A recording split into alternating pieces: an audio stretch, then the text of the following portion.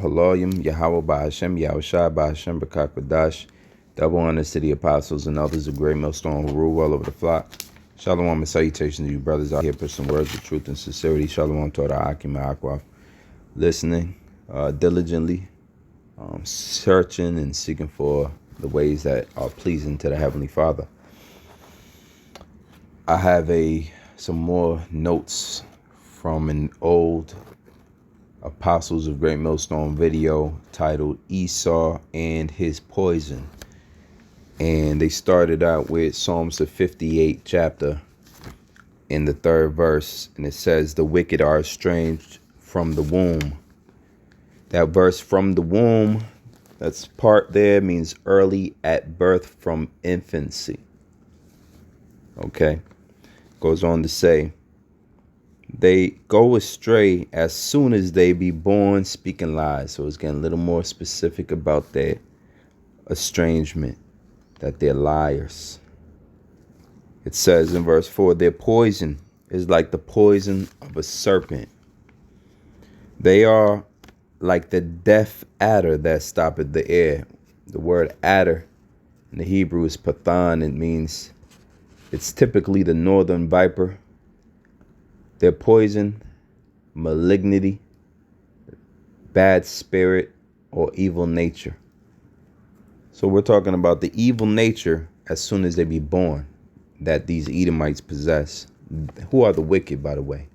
It says that which they speak out of their mouths.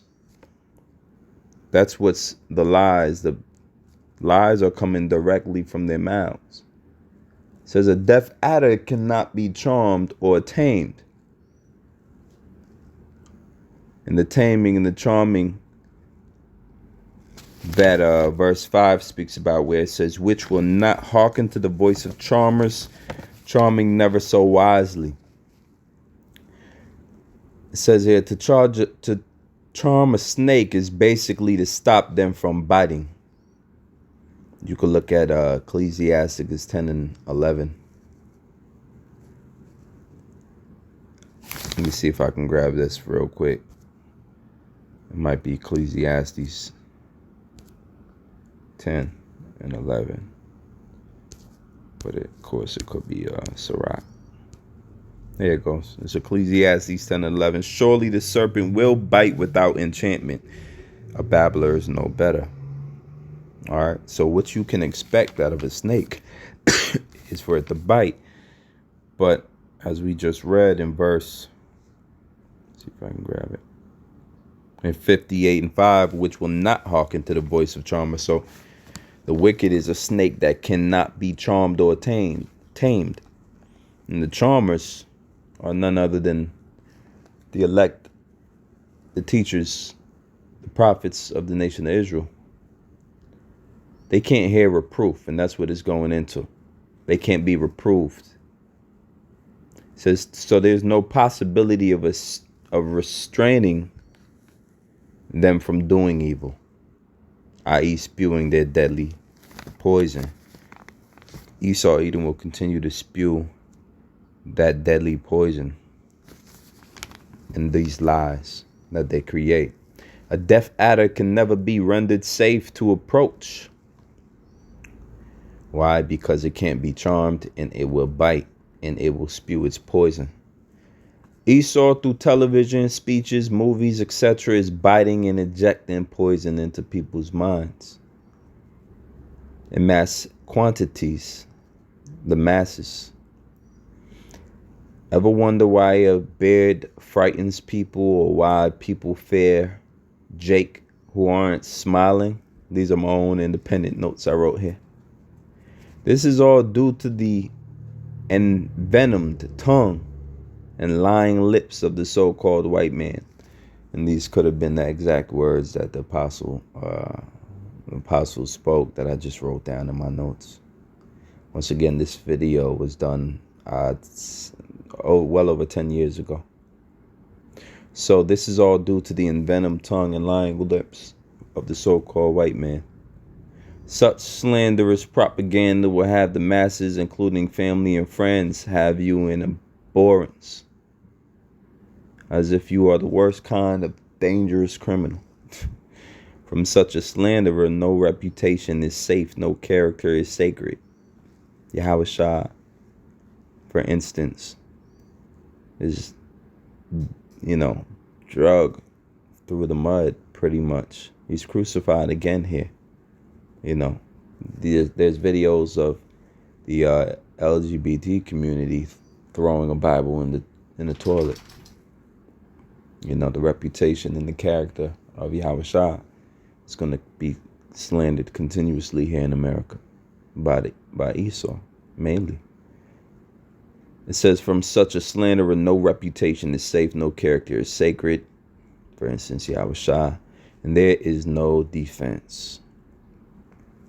Verse 3, where it says, the wicked are estranged from the womb. The word estranged is the Hebrew word zawar, meaning stranger, turn aside, to depart from Yahweh, and from the way of truth and uprightness by falsehood, telling lies.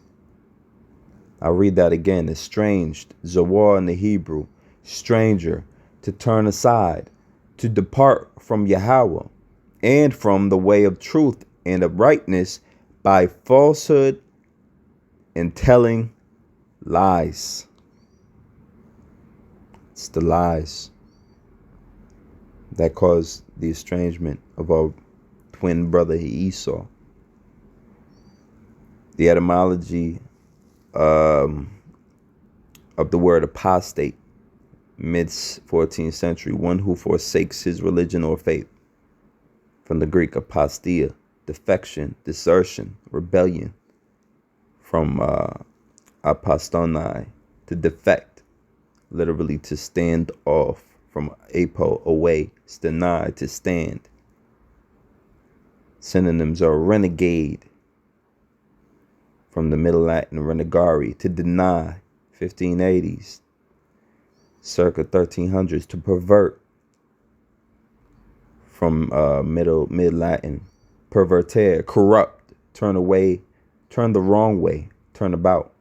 Per meaning away, vertere, to turn.